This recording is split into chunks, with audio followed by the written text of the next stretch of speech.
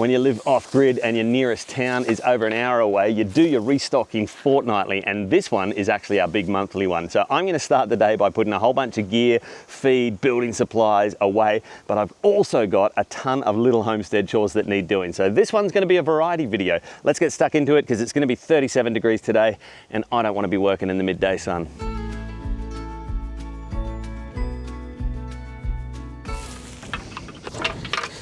Put away the important stuff first.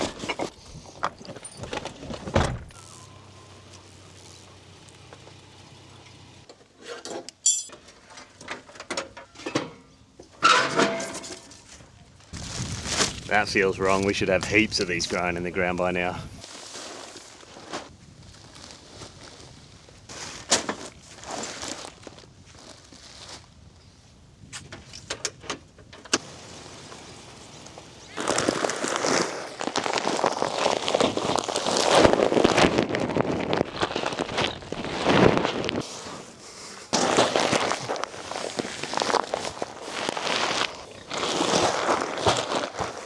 So I learned a new trick. I've shown you guys how to open these feed bags before by finding the ends of the thread and pulling them apart. There's a much easier way. Let me bring you in real close. Okay, hopefully you can see this. Again, same deal, the string opposite the label because they hold the label on and start sewing there first. And then this end, you'll look, one side's got 2 strings and the other side's got 1. Go to the side that's got 1. Grab that loop right there, pull it as far as you can. Sometimes you can actually pull it and it'll pull all the way out of that one, but it doesn't matter. Just break it. And now, how easy is that? Alrighty guys.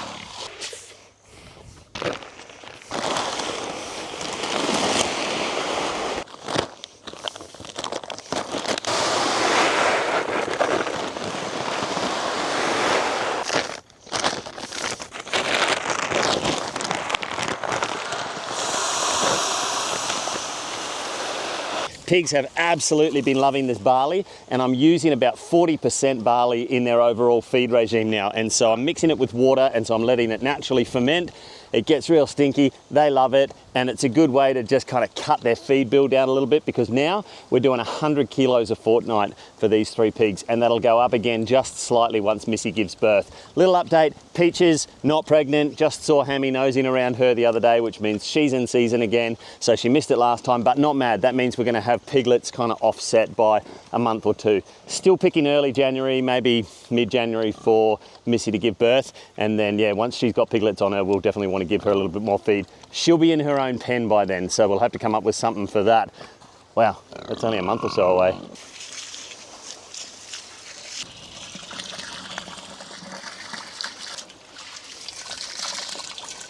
So you might be thinking, wow, did you put too much water in there? Because that looked like it was overfilled, but these grains are gonna soak up quite a lot. So by tomorrow morning, I'm gonna come out here, they're gonna have swollen right up, filled up the barrel. Well, not totally filled up.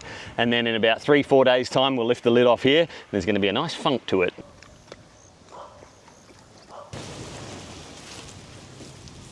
Do you guys know this trick? I think I learned this off Tim Thompson, but you carry a bow shackle in your car, and when you're tying down long things like timbers, the bow sits underneath, and so the strap goes under halfway, back up all the way around halfway, and then over to the other side. So you get a full wrap on your timbers, because if you've ever carried timber before where you've only strapped straight over the top of it, you'll know it can slide around. So, a whole lot of timber, because I think we've finally decided on a build plan for that solar shed back there.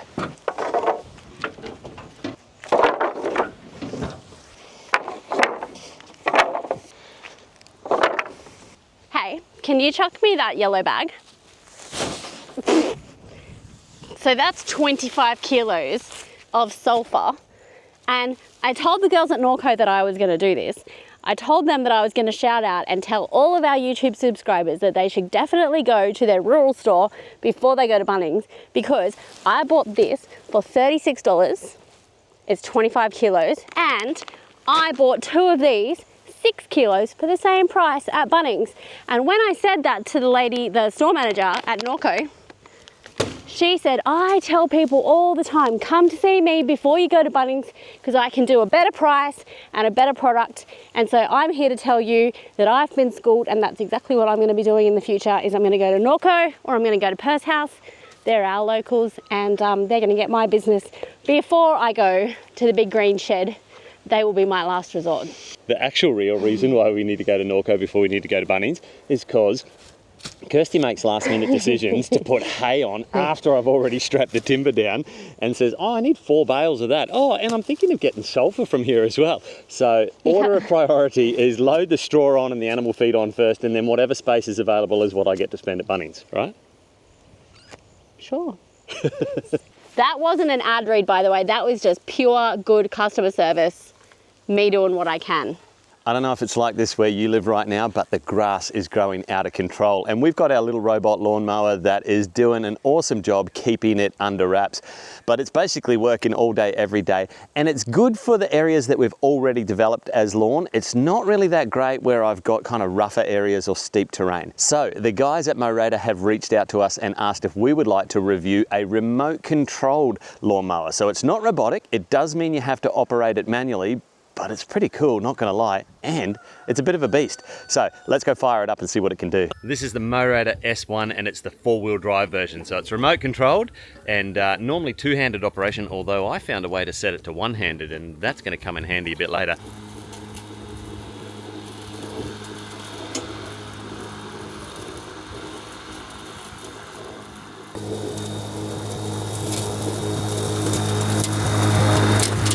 Let's raise the deck a little bit because that's as low as it goes, about 25 millimeters. Let's get into some of this thick stuff. Now look, it's not going to mow rocks. It's not a slasher, so I'm going to do a little walk first, make sure the coast is clear, and then we'll knock down some of this long grass and see how it handles it.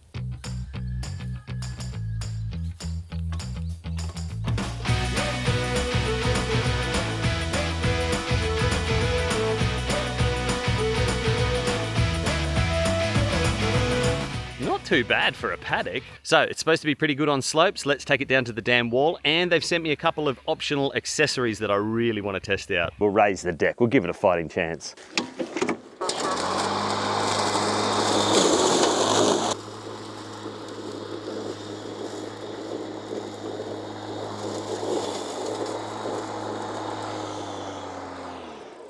Okay, not bad. And to be fair, I'm pretty sure I'm pushing that way beyond the slope limit that it's designed to go on. You're not going to get any mower. I'm not riding my ride-on mower up that. I'm certainly not pushing the tractor up that. That's whippersnipper only territory.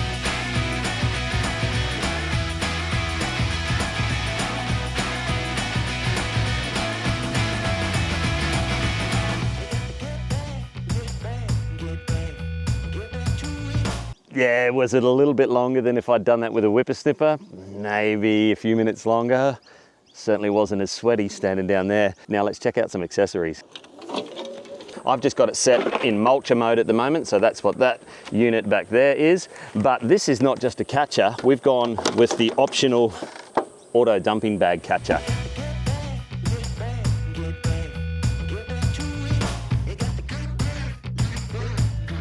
Okay, you ready?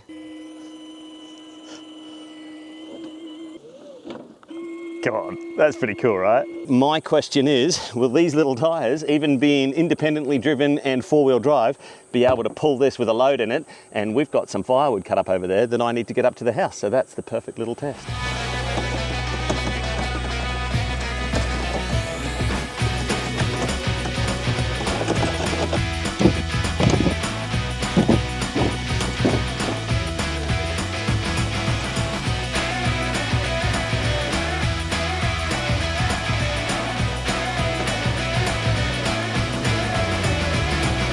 Now I know what you're all thinking, because I said I'd worked out how to change the settings on this to make it one-handed, and you instantly thought, he's got a lawnmower you don't have to walk behind and you only need one hand to operate it, so there's only one test left to try.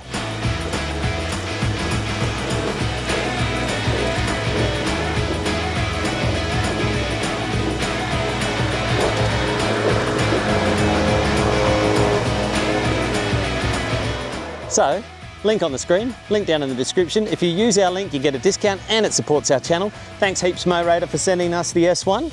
Now I better get back to work.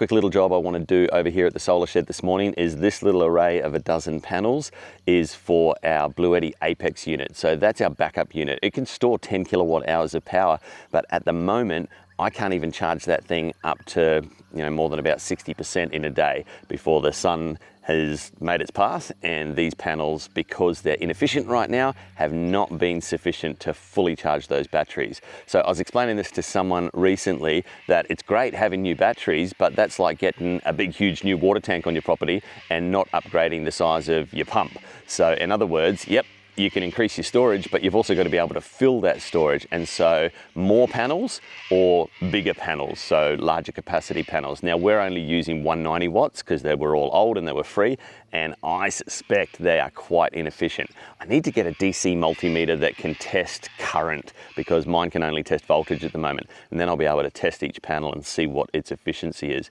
But anyway, for this morning, I need to get those panels there out of the shade of that shed because they're oriented wrong. So the sun's coming up over their right shoulder, casting shade on them, and I'm missing out on a couple of hours of sunshine. I don't know if you know this, but when one of your solar panels is in shade, it's like all of your solar panels are in shade, unless you've got fancy solar panels that have microcontrollers in them. But generally speaking, if the solar panel's only doing 50%, all of the other solar panels connected to it are also doing 50%, even if they're all in full sun. So let's get those moved about, and I want to add a couple more onto this array as well.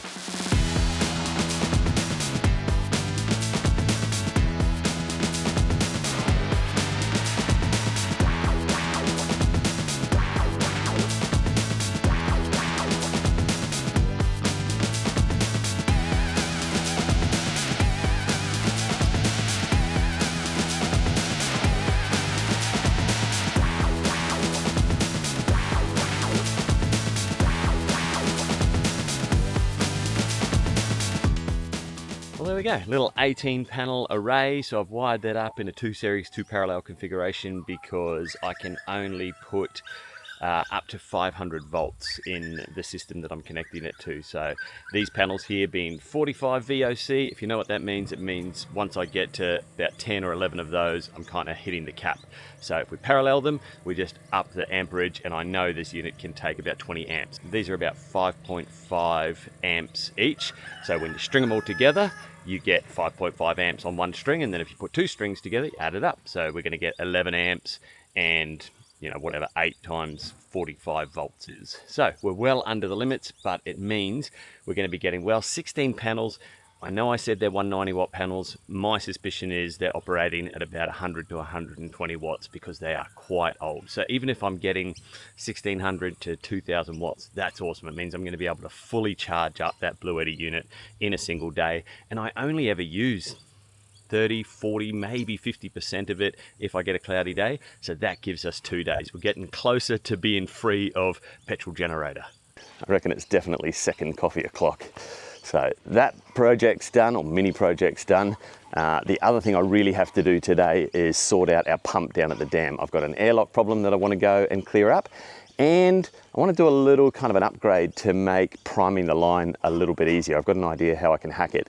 And while I'm down there, I might chuck some togs on and get into the dam, and we'll do a little bit of a measurement, see how much water we've got. So Kirsty's brother's been slashing and clearing up the side of the dam, which is awesome because it's real snaky at the moment, and we've seen a few about, and we typically have eastern browns here, and that's pretty much it. A few black snakes. But anyway, we don't want any snakes nice and close, and so that's awesome. But what it has meant is we've had to shift the intake pipe, which was kind of running through that area there that's just been slashed. And when you move your intake pipe, there's a good chance that you kind of create an airlock or you lose prime.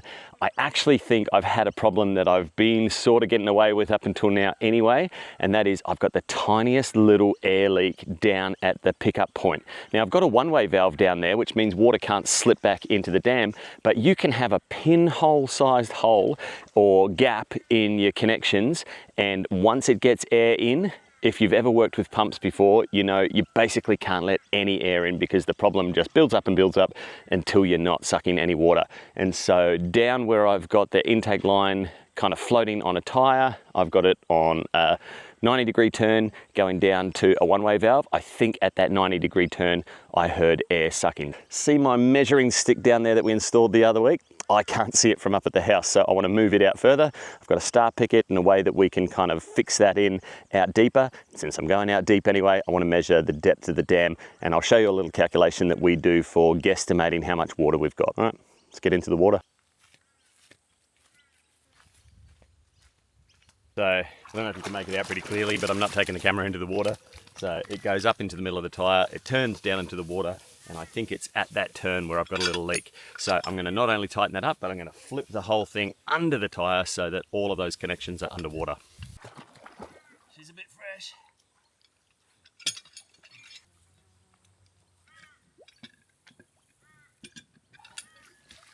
It hangs down nice and deep, and the reason that I wanted it like that is that's the one-way valve down there. I wanted it to hang down, what's that, about 500-600, because it means you're not picking up stuff that's floating on the surface, and also there's no chance of picking up air. However, you've got to make sure that you're deeper than the water you're in, otherwise you're picking up mud. Maybe we need to go out a little further. And I'm not mad about all this vegetation, because that's like a natural sieve right out here.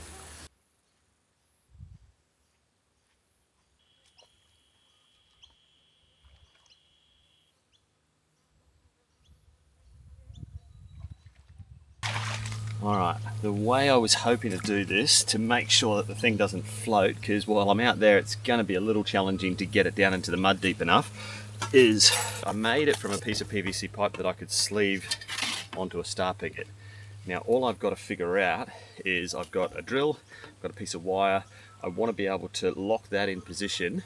If you are looking at my feet right now and going, that is just gross, just remember, there are folks in the city right now paying hundreds of dollars to get their feet covered in mud.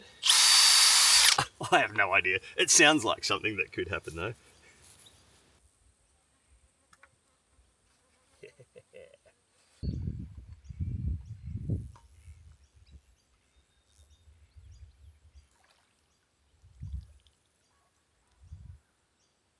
So that actually was a whole lot easier than I thought it was going to be.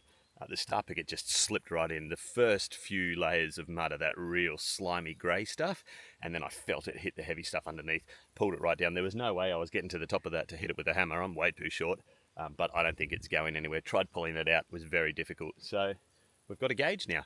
Now, centre of the dam is just out there to the left, so let's go and take a measurement. You're definitely not doing a freestyle swimming stroke when you're in this stuff. Okay, we'll grab the tape measure out later, but I'm going to say pretty much top of shoulders. Sort of hard to tell exactly where the centre of the dam is. Now what we need is a circumference, and we're just going to pace it out.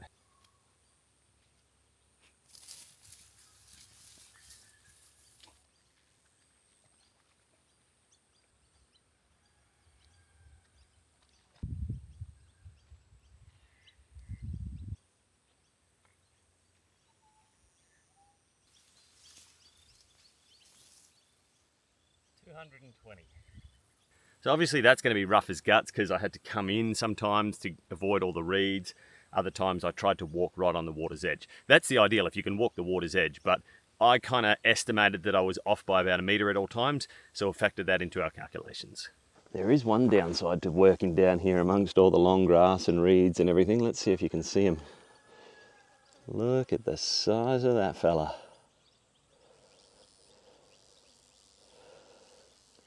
I get a pretty nasty reaction to ticks, like I'm sure a lot of you guys do, so one down, 999,000 to go. Give me jobs where I have to hop in the dam on days like this any day of the week. I reckon I'm going to be dry in about 10 minutes. All right, question for you fishermen out there. What do you reckon? Yabby? Or some sort of little mud crab? I don't really know yabbies, but we do have this resident heron that sits down there at the edge of the dam, and I've got to imagine that's primary diet down there for a bird like that. All right, the other thing I need to do, we've solved the issue of potentially bringing in air down at the foot of the intake line. Now I need to simplify this, and I don't know if you saw my setup before, but it just got way complicated. One thing I do want to continue to be able to do is use my upline as a way of storing water. So because we pump up into the top of the tank, whatever is between the pump and the point at which it drops into the tank is basically stored. Now there's probably a calculation we can do, so let's just put that on the screen right here, but it's a 40 mil line and it's 150 meters. So I got to assume there's 50, 100 liters of water maybe? Anyway, calculation on the screen is going to tell us. I'm going to grab you up nice and close and try not to get my gross muddy feet in the shot, but I've hacked this pump a little bit, and basically it had this little bung in the top of it, and that is the fill point where when you want to reprime your pump, you fill it there because that's going to be the highest point, should be, that air can get to. And I had put T's in the line down from there to try and recharge the line that way, and it just wasn't working. That is a 10 mil thread, so it's a little bit annoying, but I've managed to find a 10 to 15 brass adapter, and then I put a stop valve on, like a regular domestic stopcock. So that's gone on there, and that's going to allow me to add water in via this little bucket here and a little bit of braided hose. So let's finish off this connection and then get it all hooked back up, and hopefully we can prime this line and away we go, we're pumping. All right, so that there was in there, and I've put a brass adapter in there to poly, to a little stop valve, and then we're going to connect to there. So I can lock that off, air's not getting down in there. Don't need that anymore, let's put that to the side. Hear that? That's exactly what I want that to do. All right, so I'll run you through the whole thing. That's our supply line from the dam. It's going down to a 90-degree turn into a foot valve. You saw that. Cam lock connection connecting it straight into the bottom of the pump. Where the reprime or fill point is on the pump, I've hacked that with an adapter, put a valve on it, and it's going to a piece of braided hose up to a bucket, so I can always dump the contents of that straight into the top of the pump and get myself prime if I need it. I've got my outlet up the top, again, cam lock connection, so I can make it easier to get to. I've put a T in there so that I've got a point here where I can get water under pressure down here at the dam, but then I've also got a valve here, and that sends water up my main line all the way up to my tanks. All right, Blue Eddy's getting a little bit of power from solar, everything's connected, fingers crossed there's no more air in the line. Let's power it up and see what we get.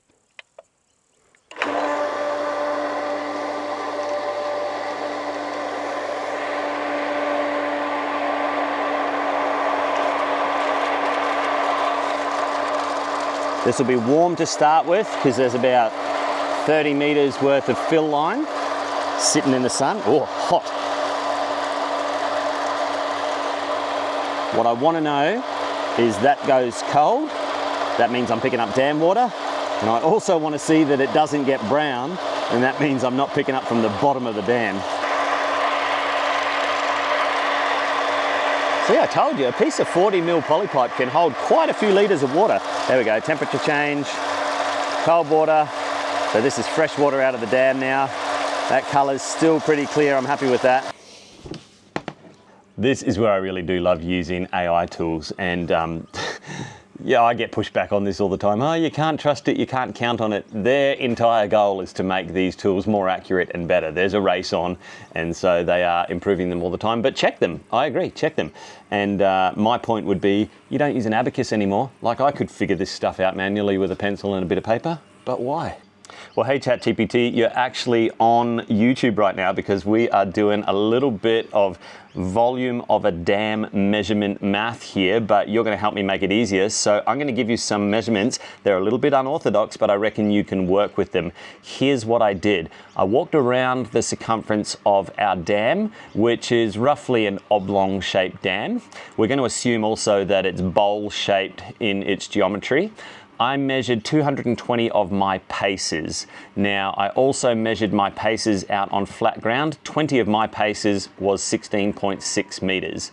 I walked out into the center of the dam and measured the depth of it against my body. It came to the top of my shoulders, which I later measured on dry ground, and that was exactly 1500 millimeters. Now, one thing you need to account for when you figure out the radius based on that circumference that I gave you is that I was walking about a meter away from the water's edge. So because of mud and reeds and other obstacles, you're going to have to bring that radius in by 1 meter once you've got it. Does that all make sense? And do you reckon you can give us a volume of our dam right now? Absolutely, let's do it. Hey everyone watching on the Rustic Spirits Homestead YouTube channel. We're about to calculate the exact volume of this dam. So here's the quick math. You've got 220 paces at about 0.83 meters each, which gives us a circumference. We adjust that radius in by 1 meter to get the real water's edge radius. Using that and the 1.5 meter depth, we do the math for a bowl shake, and the exact volume comes out to about 950,000 liters of water. So there you go, there's your number. Okay, one more thing I want you to do for me real quick, and that is give me a surface area of the dam and then tell me how many liters of water we add to it if the volume of the dam raises in height by 10 millimeters. Now I know it's bowl shaped, but let's just assume a straight cylinder for simplicity, because those little extra edges on the lip aren't going to account for that much more water. I just want to put a measuring stick in the dam, and every time I measure 10 millimeters increase in height, I want to know how many liters we're adding. Can you work that out from the numbers I gave you? Absolutely, we can do that. So let's just simplify it like you said and treat it like a cylinder for this purpose. First, we'll figure out the surface area of the dam's top. Using that radius we had, let's call it about 28 meters. The surface area is pi times the radius squared. That gives us roughly about 2,460 square meters. Now, if we just treat it like a cylinder, every 10 millimeters of height increase is 0.01 meters. So we multiply that by the surface area to get the volume of that thin layer of water. That comes out to about 24.6 cubic meters. And since 1 cubic meter is 1,000 liters, that's about 24,600 liters. So every time your dam rises by 10 millimeters, you're adding roughly 24,600 liters of water. There you go. Awesome. So I think it's safe to say that 10 millimeters is 25,000 liters, and I've got 100 millimeter markings on the depth gauge that I just put out there in the dam. So every time we go up one of those markings, we're adding 1/4 of a megaliter. Am I right on that? Yeah, you've got it exactly. It's a nice round number to work with, and you're spot on. So every time you see that 100 mil rise on your depth gauge, you can safely say you've added about 1/4 of a megaliter or 250,000 liters of water. That's a perfect, easy way to read it.